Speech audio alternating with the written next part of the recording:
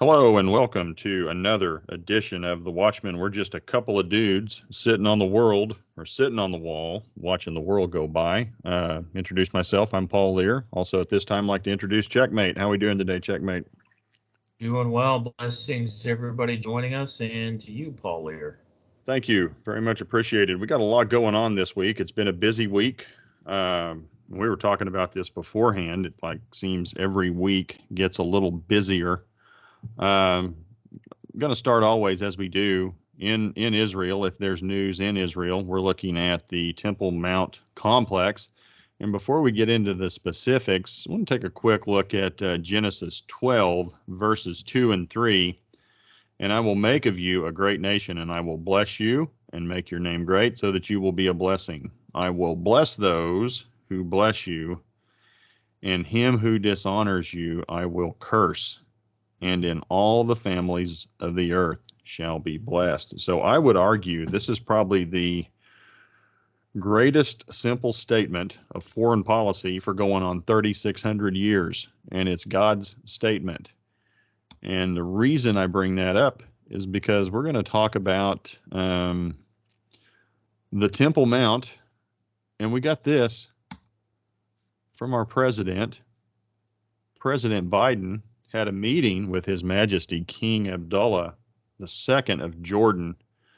If you guys want to take the time, we're going to have links to all these things provided, but also focus in at this point, the president affirmed his strong support for a two-state solution to the Israeli-Palestinian conflict and cited the need to preserve the historic status quo at the Haram al-Sharif for the Temple Mount. And the president also recognized the Hashemite Kingdom of Jordan's crucial role as the custodian of Muslim holy places in Jerusalem. And I would caution the president. This, historically, when presidents want to interject themselves into the division of the land or the division of his capital, his being God's capital of Jerusalem, that's not a very good health decision or a good decision for your personal and private property. Now, I know people who hear me say that think, okay, dude, you're crazy. But you just go back and look at history from H.W. Bush to W. Bush to Obama. Some of the things they did when they wanted to divide things up and what happened to their personal health and their property, God acts usually pretty swiftly. So, I just was floored when I saw this, and I know you had plenty of thoughts on this, Checkmate. And the floor is yours. Yeah, I mean, with H.W. Bush, you had Hurricane Andrew. With W, you had Hurricane Katrina. People could attribute that to global warming. Go on with your bad self. Bad storms happen, and there are freaks of nature storms out there. But if you look at the proximity of the issues that the White House was toying with at the time, bad juju. What I would say is I got some input from friends who were in the region, and it's not something I didn't know, but it was just summarized neatly for me, and it's and sort of broke it down into 4 points. Point one was Jordan was never, quote, the custodian, end quote, of the holy places under any agreement. Uh, um, Under peace agreement, Israel is committed to giving preferential consideration to Jordan over other nations, but Israel never made an agreement and never once ceded sovereignty of the Temple Mount, not once. The other thing is that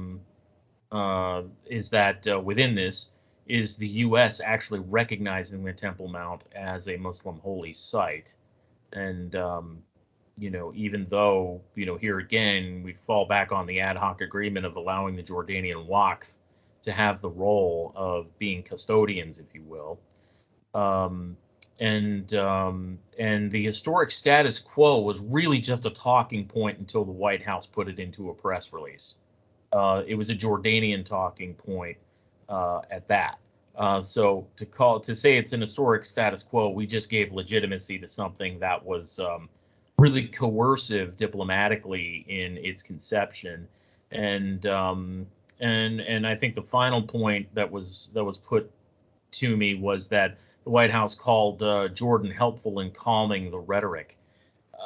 Here again, as we had said, I believe in our previous discussion by video, Paul, is that the Jordanians had a hand in inflaming the situation.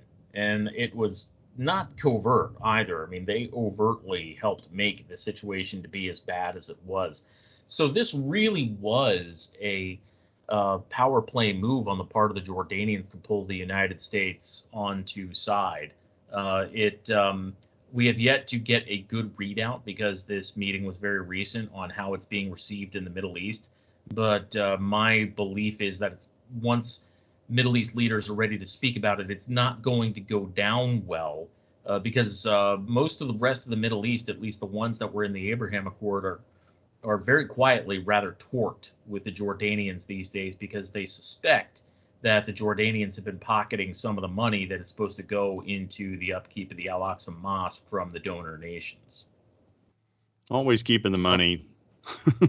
Yeah, exactly. And there's one other thing I would want to say, and this goes back to how it hasn't worked out well for leaders of the United States or their populations when the United States gets a little too loose with respect to its responsibilities as being the younger, brawnier brother of Israel. To the prayer warriors out there, I would recommend that in your intercession for praying for the peace of Jerusalem, that you draw these points out before the Lord. These 4 points that Jordan, never really had anything codified under international law. It was an informal agreement. That the Temple Mount belongs to the Jewish people,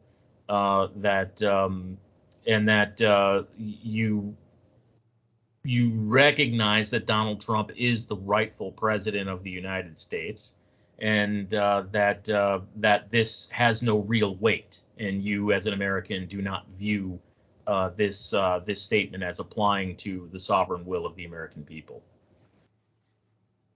Well thought out, much appreciated.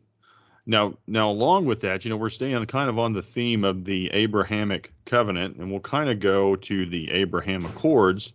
We had this happen this week. We had a death of the president of the UAE, and as a reminder, the United Arab Emirates are a member of the Abraham Accords, and their de facto leader, Sheikh Mohammed bin Zayed al-Nahyan, was elected by the federal Supreme Court to be the new president, and it comes a day after the death of his half-brother, President Sheikh Khalifa bin Zayed.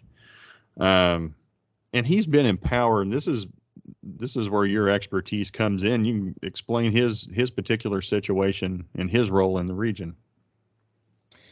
Well, what I would say is the United Arab Emirates actually is probably our closest ally on the Persian Gulf, and they have been very persevering in understanding what has been happening in the United States with respect to the change in leadership.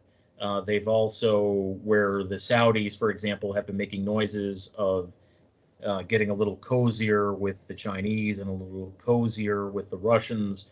The UAE has largely been rock solid. They have deployed their feelers to China and Russia, but nothing to the level of some of the other Gulf states. I would say that this comes under the heading of counting your blessings, that it was a seamless transition, and that the man who is now in charge, really, it is official. The president who just passed had been in bad health for some while. He had a stroke, I believe, in 2015, and has largely just been incapacitated. The fact that they transitioned and they made it official, strictly speaking, really strengthens the power of this man. And so, again, this is counting a blessing that things have transitioned and it appears to have gone very smoothly. And from the UAE, we're going to transition to specifically Revelation 6. We're going to look specifically at verses 5 and 6. Specifically 6. And I heard what seemed to be a voice in the midst of the four living creatures saying, a quart of wheat for a denarius and 3 quarts of barley for a denarius, and do not harm the oil and wine. And I know we've harped on this extensively, but it just bears repeating. a denarius back in the day. John the Revelator's writing was a day's wage. Takes a day's wage for a quart of wheat, or what it takes for essentially like a loaf of bread, or three loaves of barley bread for a day's wage. Do not harm the oil and wine. And so these are the conditions prior to the onset of the tribulation. And one of the things that we need to be aware of and to be mindful of, it would be hyperinflation of basic goods.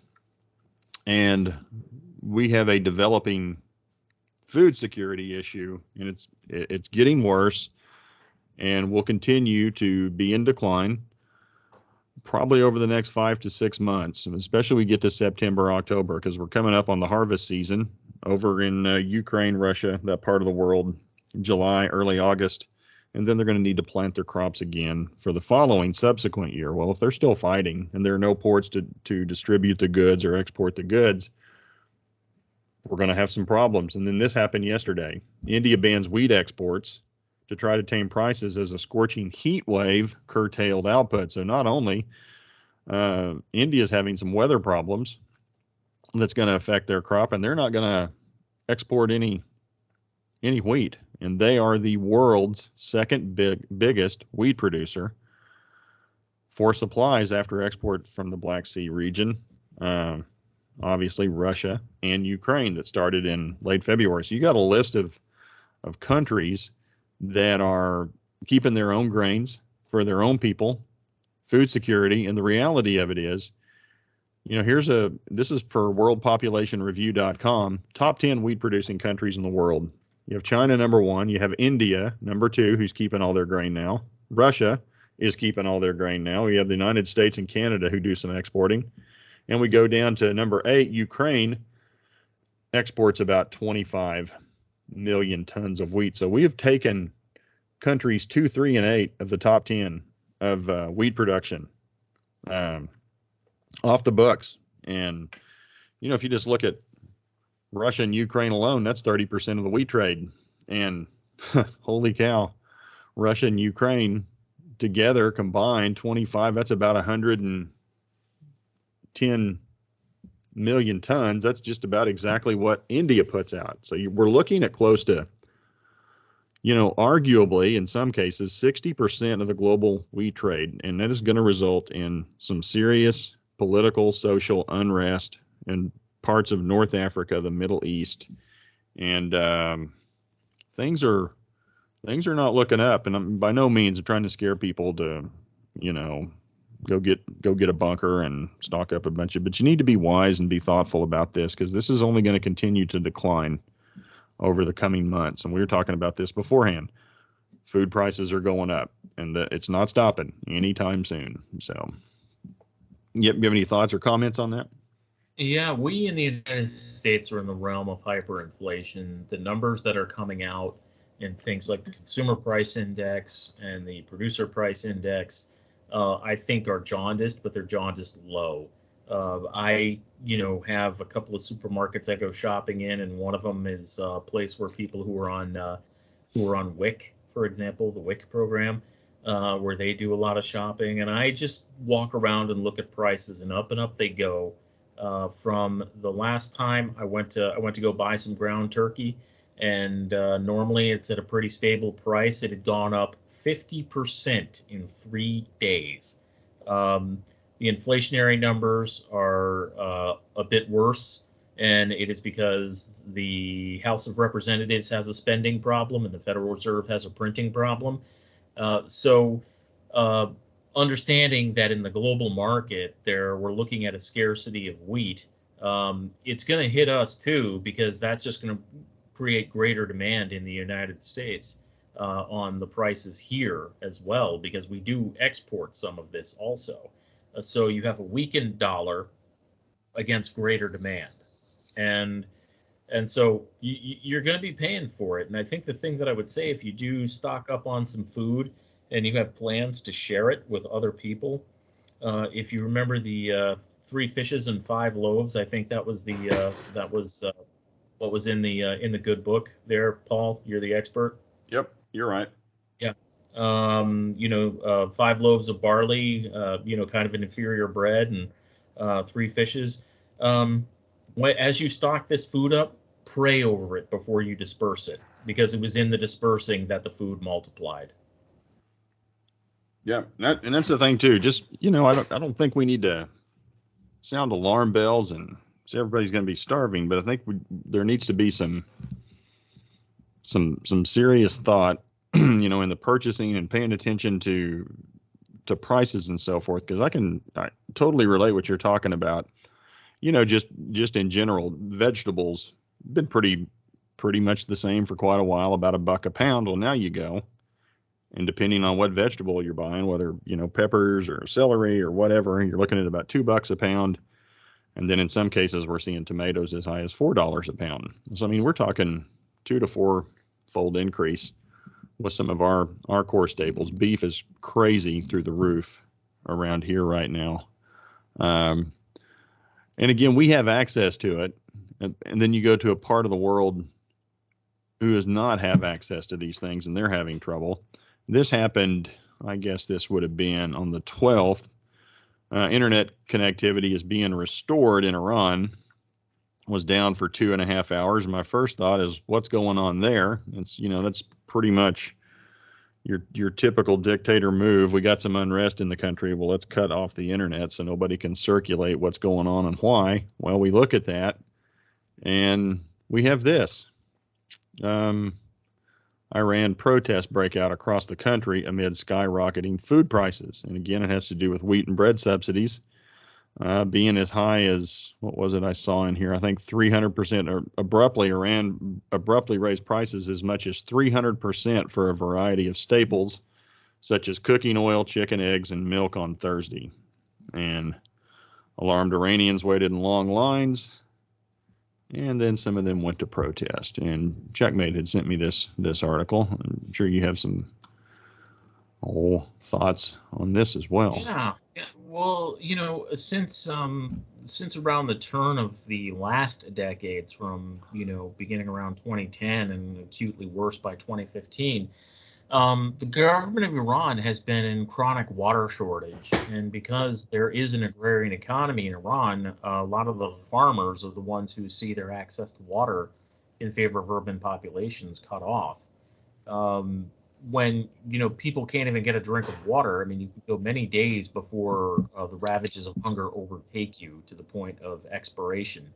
But water, on the other hand, Iran is one of the thirstiest countries on the planet these days. And I think what is underneath all of this is that every time this regime gets more money, it does not go into the hands of the people who need it. It ends up in the coffers of the people who are packing their golden parachutes to get out when the time is right. And it also goes into their national security picture, because they need their national security against the people. So we're not, in this presentation, really going to be discussing too much of the Iran deal as such, but just remember that giving this government money is not giving it to the people. The people may derive 10 to 15% of the benefit at best. Well, and you bring up the point too with water, and I didn't pull these articles, but I read a couple this week.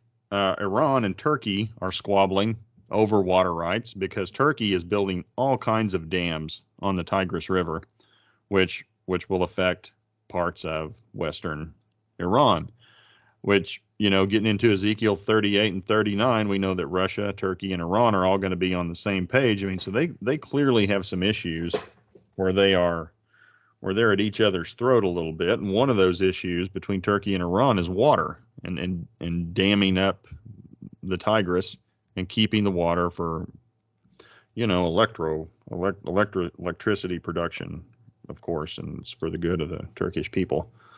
And that involves Iraq too.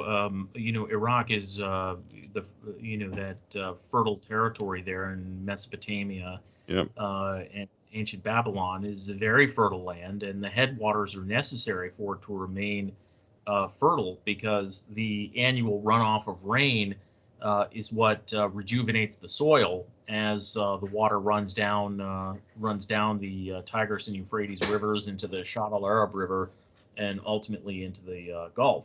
The fields benefit by that, and so with the Iranians on the other side, that's the largest ostensible reason that the Iran-Iraq War happened were the water rights to the Shah al-Arab River, and that particular province of Iran, Khuzestan, is constantly restive, and frequently they receive the brunt of the unrest when you see things like this, and very artfully, the Iranian government makes it a point to preclude access to the press to that area because actual Persians, the Arabs of that province, they are Arabs in that Iranian province. They know who the strangers are, and they don't take too kindly to them because they look at the central government as part of the problem. Well, that's the thing too, and I pulled up this paragraph, video shared on social media. When you've got segments of the population out there chanting death to Khomeini and death to Raisi, yep, time to turn off the internet. We don't need that getting out. And you got people reminding the president, hey, you were supposed to create jobs and lift sanctions and rescue the economy. So, I mean, those people have the same concerns we do over here in the United States. But the difference is, they are short on food and water, just basic provisions. And, their populations that live, daily much closer to the line than we do. Right. We've got a little bit more of a cushion. We have first world problems. They are dealing with real world problems like where's my next food coming from, my next meal coming from, and in certain segments of that society, and they just can't find it. Interesting times, and they're just going to continue. This is going to continue to get more and more complicated. There'll be more shortages because, again, you got countries keeping their own grains. Ports coming out of the Black Sea area have been destroyed, and even if they had the ability to distribute grains to export, there's no port to export them from. So, and then this came out yesterday. Market Watch, top truck stop, Love's, is monitoring diesel supplies amid shortage fears. Now there are a couple of concerns here, but the concern is there's going to be a diesel shortage, essentially from North Carolina up the East Coast and west into Pennsylvania. A couple of ideas as to why that is. One, production is not up to pre-COVID levels. And then also, we're exporting fuel, gas, diesel, natural gas to Western Europe because of the Ukraine, or the Russia's invasion of Ukraine. And we're going to get into that a little further later on in this discussion. So we're starting to see some knock-on effects and some trickle-down effects from different things happening. But, again, fuel prices going up, which is going to, again, cost more to deliver food, more to deliver goods. So yet another strain on prices that we're going to pay at stores. And in some cases, they're talking about having essentially is like a little trucker network where they'd send out notifications or essentially a text to truckers. Is like, hey, we may not have food at this particular station, or or not food. We may not have fuel at the truck stop on, exit whatever. And they'll notify truckers, either keep going or this may be your best chance to get diesel at this particular truck stop at this particular exit. So, talking about that starting to happen back half of May. So here we are. And just an awareness. And again, looking at the average cost of diesel has gone up over $2. Average cost Wednesday was $5.55 a gallon for diesel and $4.40 for gas versus $2.99 a year ago. I think we're paying about $4 here in the Midwest. What are you guys paying out east? Oh gosh, I think the last time I was at the pump, 12-gallon tank. I think I was somewhere in the neighborhood of $80. Wow! Holy cow! Yeah. So it's getting pretty stiff in certain, especially the closer you are to the cities. There's a little bit of an anomaly because in the state of Maryland for a while they eased the gas tax and that was a Pennsylvania stop, which has a pretty steep tax itself. But yeah. Yeah, I think that, and I think our diesel's right around 5.25. So, there you have it. At this point, we're going to transition to discussion in and around Ezekiel 38, and we've been talking about this just a little bit with Iran and Turkey, and these folks will continue to dominate the news. And the point I'd make is, we're looking at the countries, modern day Russia, Turkey, Iran, Libya at some point, Sudan, maybe Ethiopia, and then a coalition of others. And both Iran and Russia have their proxies and their little collective of countries and proxies that are helping support them throughout the region. But we're going to take a look at what's going on in Ukraine. And this is per the Ukraine war map, mapping the Russian invasion of Ukraine. So you can click on this. Again, links will be provided for you guys who want to check these things out, read these articles. But effectively, Ukraine seems to be pushing back on Russian resistance and creating some space in the northeast area or the eastern area of Kharkiv. And everything seems to be cleared out of Kyiv. I saw some things kind of talking about we're resuming life as we know it back to normal. Who was going? Somebody was going to Kyiv. Well, I know McConnell was there and Pelosi have been there within the last week, but somebody else from the United States was talking about going to Kyiv. I can't remember. I don't know if you saw that or not, but. Well, McConnell was certainly the big one, and he's telling the world while people can't get baby formula in stores, that the biggest issue in the world right now is the fate of Ukraine. Well, they're showing back up, and effectively, as you put it, Ukraine's getting a lot of weapons, and they're holding their own, and frankly, pushing back and creating some resistance to Russian forces. The Russian army that invaded Ukraine is not the Russian army that's holding the territory that you see there anymore. It's just not. They've had to merge units and cannibalize equipment. They've left a lot of stuff on the battlefield, and the Ukrainians know Russian tactics because they were a part of the Soviet army. So being able to reconstitute Ukrainians into a fighting force when they're on the defensive and the population is motivated, this is just not a tall order to be able to push back the Russians, because by all accounts, Russian military morale is low. One has to remember that the bulk of the soldiers that were sent into this fight began mobilizing for it under the pretext of an exercise in November and December. And that didn't start till February. To be in the field that long, yeah. Wow. That's a lot of time to be asking somebody to remain in the field. So it's a mess. I am surprised that the Russians are still this far in at this point. So I mean, that's 6 months, and I don't know if this is accurate or not, but I saw they have lost close to 30% of their troops. That seems like a big number. It's a huge number, and don't forget also that by now, nearly every citizen in Russia either knows somebody who has been in combat or knows somebody who's lost a family member in combat. So this thing is hitting close to home, and it's just not getting better every day.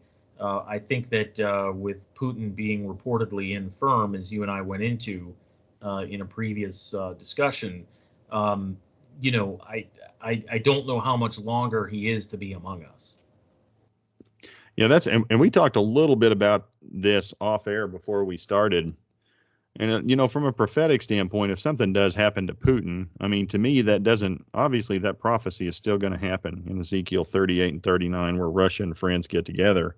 But somebody, say it's not Putin, whoever follows Putin, I guarantee you is learning lessons from what is happening in Ukraine.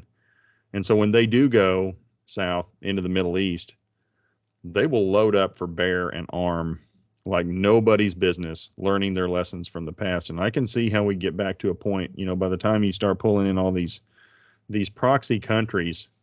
I'll go back to our main map here, but when you start pulling in, arguably Georgia, Armenia, Azerbaijan, all the stand countries, they have, agreements within. Then you look with what Iran has in regards to Hezbollah and all of their proxies around the Arabian Peninsula, Hezbollah and Lebanon, Syria. I mean, somebody will learn a lesson. It's like, we're not making the same mistake in Israel that we made in Ukraine. And I can just see where they want to come with overwhelming force to make sure it doesn't happen again. But who knows how it's all going to play out. But that seems plausible. I'll lay that out as a thought anyway. And the one lesson that the Russians have clearly learned from this episode, I would argue, is it's not an individual soldier problem. It's not an equipment problem. It's a leadership problem. But you can't say that out loud in Russia right now. You just can't, because you're going to go the way of the leadership if you do. Well, and speaking of leadership, you got this guy, and he's kind of emerged as kind of a, he's a leader, whether you like him or agree with him, disagree with him. The guy's held it together, and he's showing some leadership skills in Ukraine. And he gets to go to Davos coming up next week. So, yeah. And I think that this is a recognition on both sides of the Davos crowd, the World Economic Forum. I think this is a recognition on their part that they probably wanted Poroshenko back in. You may recall at the outset of the conflict that Zelensky was encouraged to flee Kiev, and he didn't do it. I think that his patrons expected him to be a martyr because they really wanted Poroshenko to begin with. The Russians wanted Yanukovych to be reinstalled. Well, the Russians didn't get what they want. The World Economic Forum didn't get what they want. And I think Zelensky has now realized that he's kind of on his own here. So he may as well take the patronage where he can get it. And so he's dutifully reporting in to his original masters. Yeah, and he's probably going to request some more supplies. Undoubtedly. And undoubtedly, because some of the richest people on the planet and some of the most corrupt people on the planet are Ukrainian oligarchs. Well, and then he's going to get it, and they're clearly showing they can handle their own if armed. I mean, I sit there and I watch this. It's like, holy cow! Can you imagine if Ukraine had any kind of air support or a larger air presence, what they would be doing to Russia? I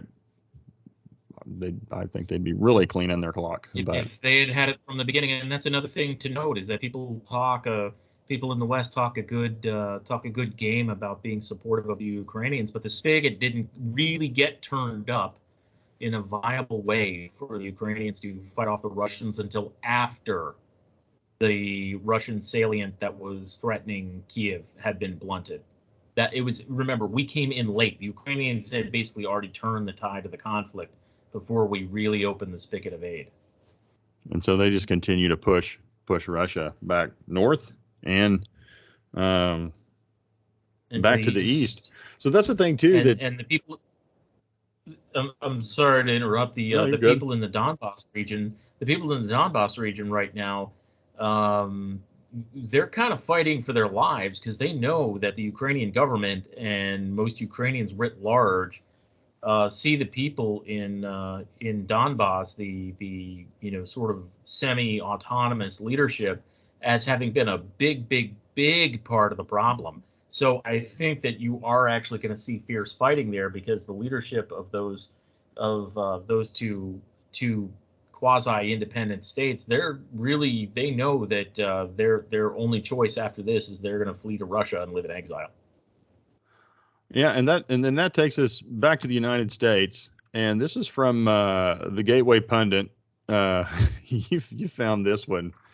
There's one of our last pictures there, Peppermint Patty. She stepped down this week. But then we get this from Steny Hoyer, Democratic leader. It's unfortunate that in a time of war, we spend all the time blaming our own president. So this guy effectively admits we are in a proxy war with Russia. I saw that and I'm like, what are you thinking? It's just crazy that he admits it, and I don't know, nuts. The thing about Hoyer is he's been around for a very long time, and I can say this as a Marylander. He's been around for a very long time. He is Maryland's Joe Biden, is what he is. He's been around the Congress forever. He shoots his mouth off a lot. He has an enormous amount of power in the sense that he's been able to accumulate very good staff. He has seniority. He has consolidated his congressional district. He owes his monetary base. Frankly, I hate to say this, having been a Navy guy, but he owes his monetary base to the fact that Navy Air subsidizes his entire district with all the defense contractors and all the testing that goes on there. So he just, he's safe in his job. He's very senior, and he just speaks, and he used the inside voice on the outside and gave the Russians something that confirmed their worst suspicions, that they had always thought that this was a big surrogate war against Russia by the West, and he gave it away because, frankly, that's what this thing has become. Well, there it is out in the open, and I'm surprised Russia hasn't responded a little more strongly with that. Of course, now they got their own issues. They got this going up on their northern borders, their northwest borders. And this is a joint statement by the president of the Republic and Prime Minister of Finland on Finland's NATO membership. And this was announced. This document, press release, went out May 12th. So it'd been 3 days ago. And they are looking to become NATO. They're going to file membership. Must apply for NATO membership without delay. So they are moving forward to become a member of NATO. And so we will go up there. As you can see, look who their friend is on their eastern border. That'd be Russia. And statement out of Helsinki, we're applying for membership. Russia, of course, threats, if you do that, we're going to move nukes closer to Finland, up there to the border. Again, just more strife on the Russian front.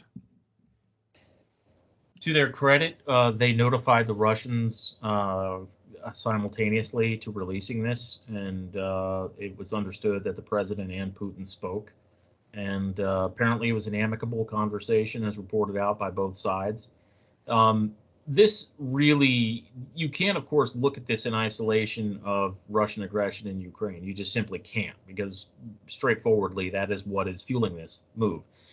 But as a practical matter, the Finnish military is modeled along Western lines. They operate with NATO as a partnership for peace nation, as a matter of routine.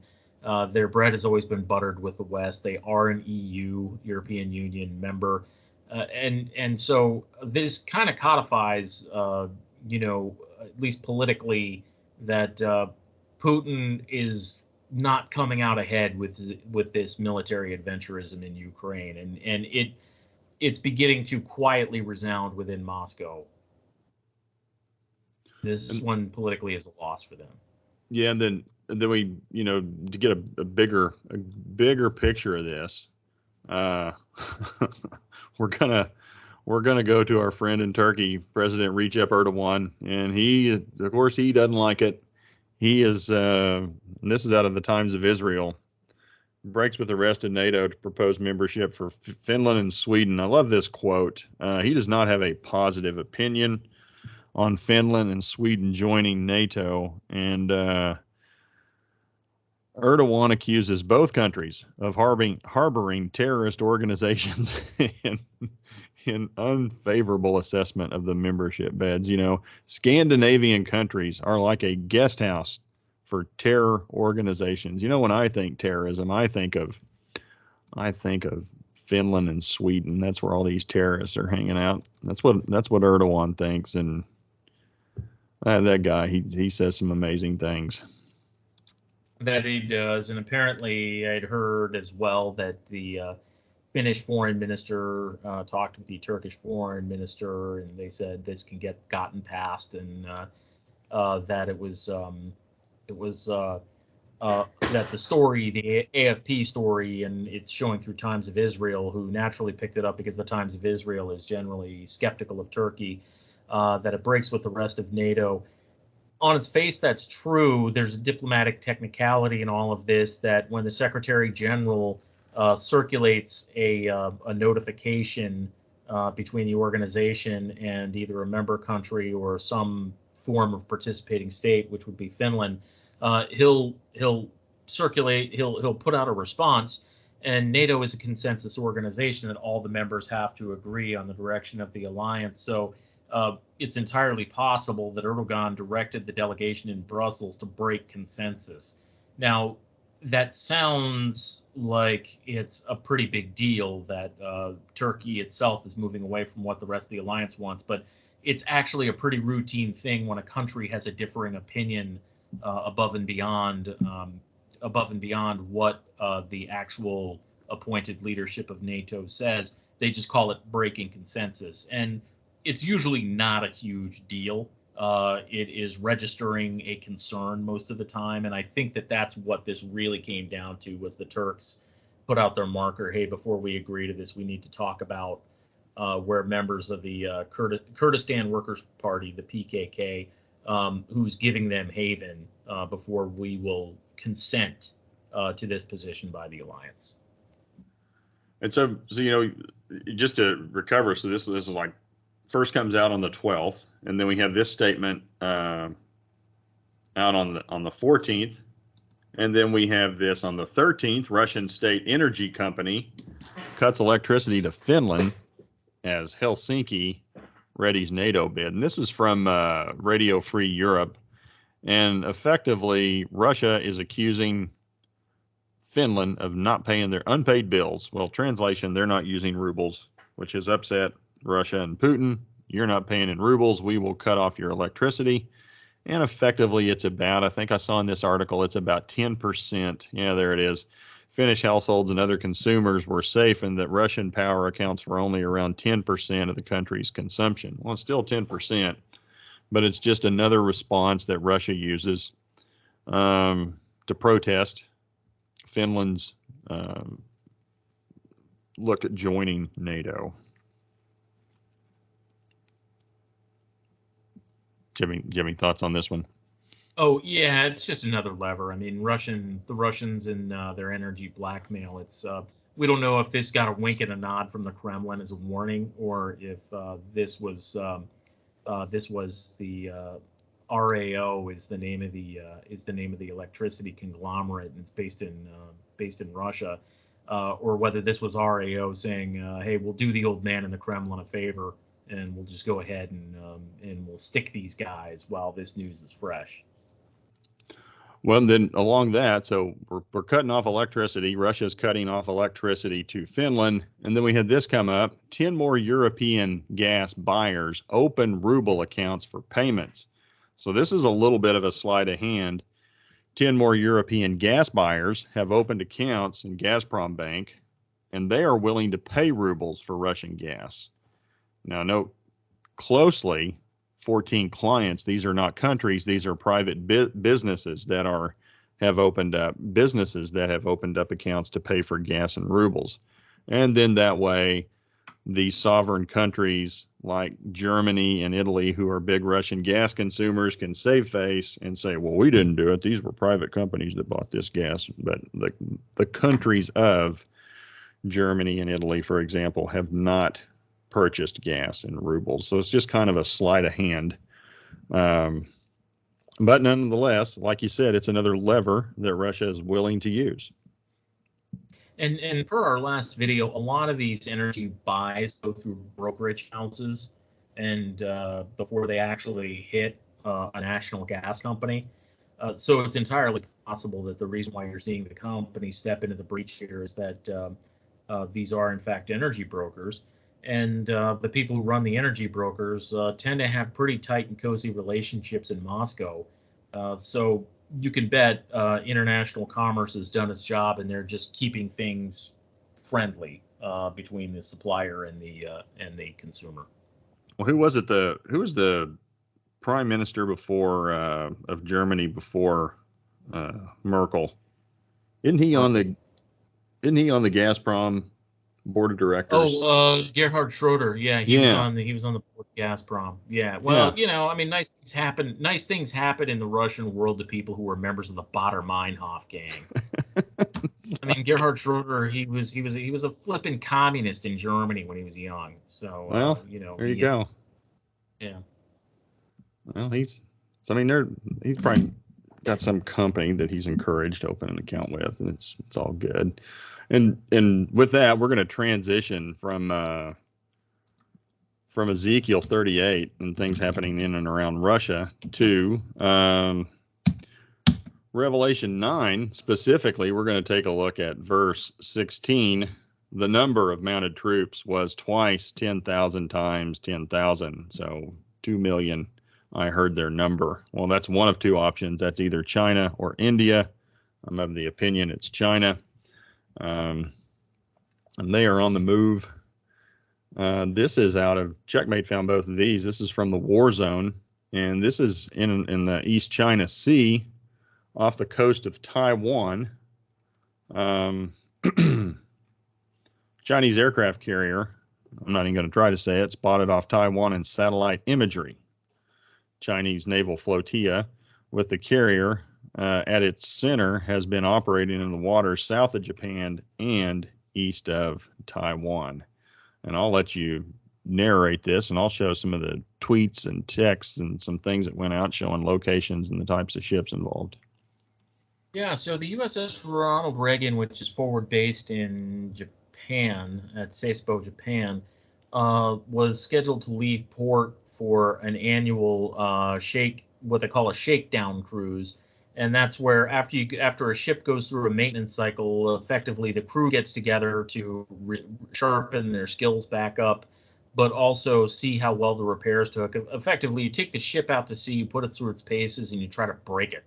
And concurrently, the carrier Liaoning, which you're seeing pictures of right there, the Chinese aircraft carrier, put to sea with a pretty impressive flotilla of ships, came out of the Yellow Sea and was making a beeline directly for where the Reagan was making preparations in Nagasaki Prefecture to go to sea.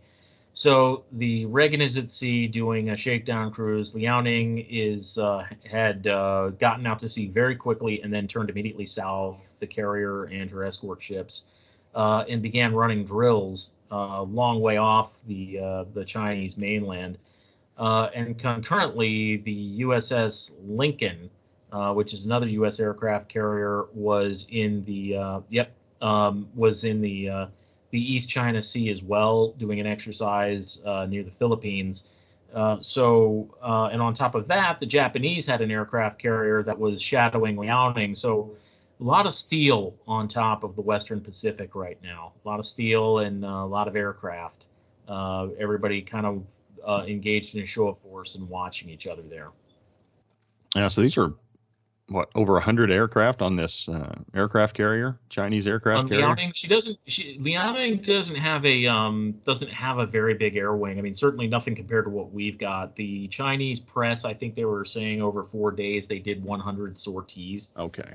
For us, that is a single launch and recovery cycle. I mean, that's no big deal to an American fleet carrier, but to them, being far off at sea, with no land recovery area, it being their principal flagship carrier, that's kind of a big deal because it gives the Taiwanese something they have to pay attention to, that they could at their back door have a carrier with a number of fighter jets on board that they would have to divide up their air force to be ready to keep an eye on should the bubble go up between the two countries. Now, if I remember this correctly, you were saying that, I don't know if this was in regards to the Chinese Navy, but don't they have to resupply at a port? They can't restock at sea. Is that accurate? That's right. I mean, Okay. Theoretically they can, but Liaoning, as you see in that picture right there, if you look at the stack at the top of the ship, it's belching a lot of smoke. It's a gas diesel ship. It's not like ours. Our nuclear Nimitz class carriers have a 1 million mile range. but for food and crew morale, a U.S. carrier can stay out, throughout its entire service life if necessary. Yeah. Things do break down, and yeah, you'd have to bring it back to port. But we can replenish at sea. They on paper have that capability. I don't know how evolved it is. My sense of things not vary. They're what we refer to as a green water navy. They're viable within 500 miles of the Chinese coast. After that, things get quite a bit more complicated. And just to back this out, this will give you some sort of idea where all this is taking place. Oh, just east of Taiwan. Yeah. And these little islands here, they belong to Japan, correct? Those are the two islands that are shown. Yeah. Okay. Very good. So they have that going on in and around Taiwan, and then Chinese spy ship makes first appearance near Australian submarine communications base. Here's the Chinese ship with, as you'd put it, like an assortment of radar devices for gathering intel. And this is pretty brazen. This was within 50 to 70 nautical miles off the west coast of Australia.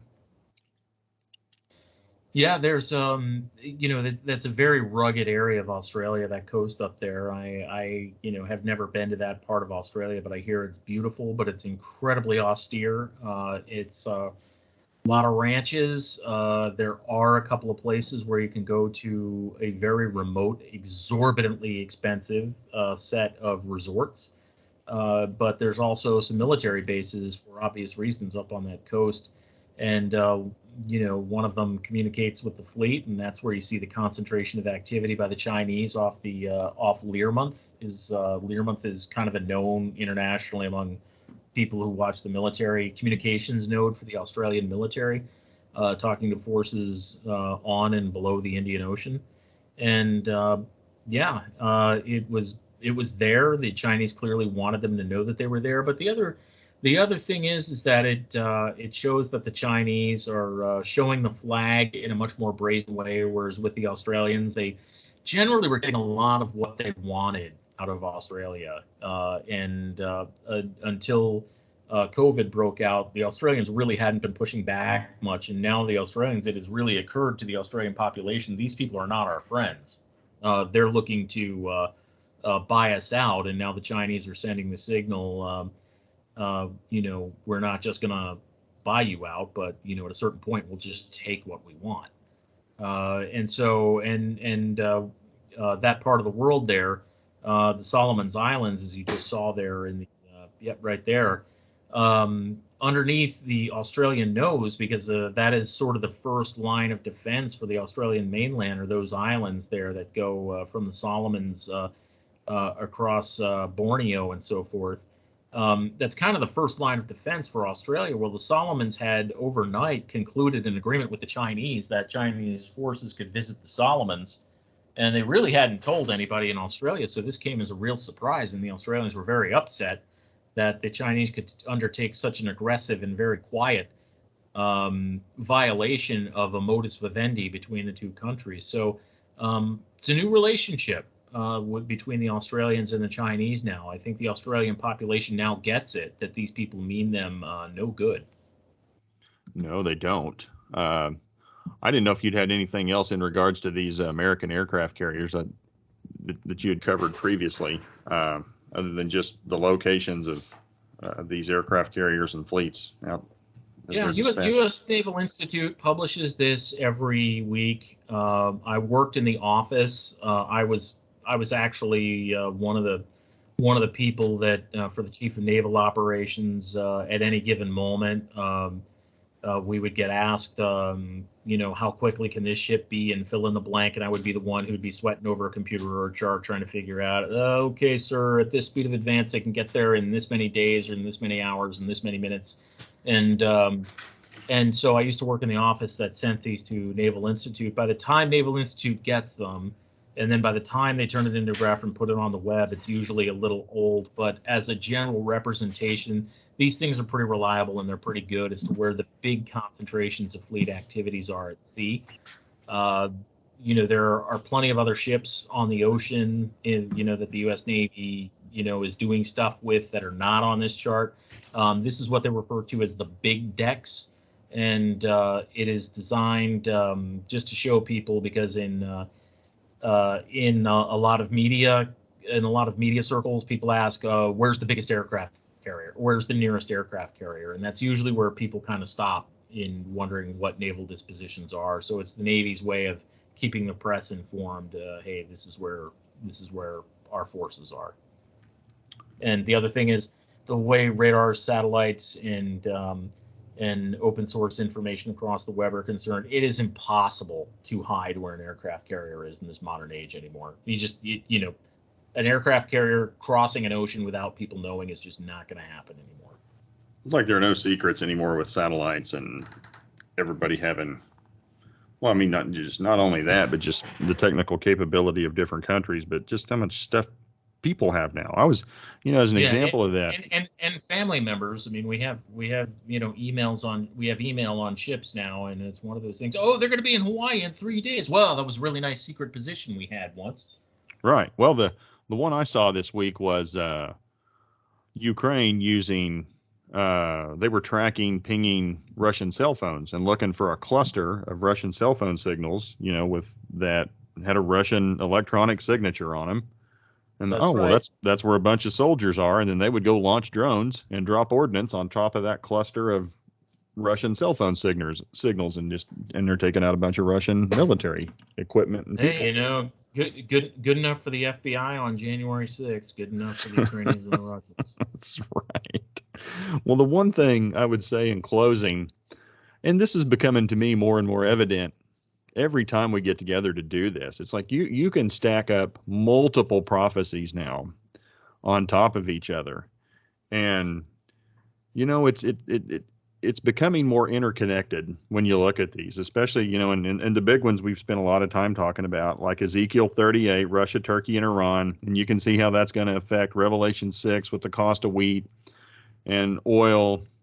And then how all of this is going to be how they relate to Israel as a foreign policy consideration. And then you got China in Revelation 9, what they're ultimately going to do. Well, all of these characters are active in today's world, and they're becoming increasingly more active.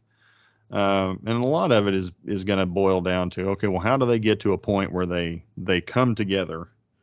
But again, every week, every month that passes, these things are becoming more interconnected, and it's like you can anticipate almost what's going to happen. I mean, some of it you get thrown some curveballs, but we know how the story ends, and you can see these things start to mesh, if you will, and that to me is just a wonder and the awe of it. It's like he knows the end from the beginning. Well, of course he does. And I think we're watching that happen. Yeah, and in international affairs, typically in the United States, it has been kind of the death knell of a career to focus too intently on Israel. And by professional inertia, I ended up focusing on Israel. But I think one of the things I would say to people who have even the remotest piece of faith is that God has a vote, and we've entered an age in where he is exercising it. Absolutely. Yeah. And that's what's crazy. What is his will, how he makes it happen is always, it may not be how you think he'll do it, but it ends up happening the way he says it will happen. Well, it would be so over the top. And I know I put that at the top of my website. My wife made the comment from Habakkuk, I'm doing a work, and if I told you, you wouldn't believe me. Well, we're living in that time. And that's exactly right. And he's making it happen. You have any thoughts, any closing comments? I was just going to say, watch the price of wheat on the commodities market this upcoming week. Yep, I think that's a great call. That's a great call. And those markets will open in about the next hour and a half. They'll start opening up in the Far East. Get some sort of Nikkei in Japan will be first. Yep. Yep. Also, now this is if you believe in this. So we got a big lunar eclipse tonight. mostly going to be visible over North America. We will have a nice big orange moon before it gets occluded there for a while, starting at about 9:30, runs for about 5 hours. Now, if you listen to the Jewish rabbis, now this is also happening on. I don't understand this with like the second Passover. Like there is a second Passover after the initial Passover. Well, that's this weekend, and according to ancient rabbi tradition, this is not biblical, so take it for what it's worth. Wherever the blood moon occurs, that is a warning to that country. Well, this eclipse is pretty much occurring over the totality of the United States. And so I saw some articles, Israel 365, where rabbis were warning, hey, the United States, this is a warning to the United States. It's a bad harbinger for a lunar eclipse or a total eclipse over your country. God's sending you a warning. So there's plenty for us to be warned about. Not that we need a lunar eclipse to tell us we're headed the wrong direction in many things, but I throw that out there for everybody's consumption. You might find it interesting.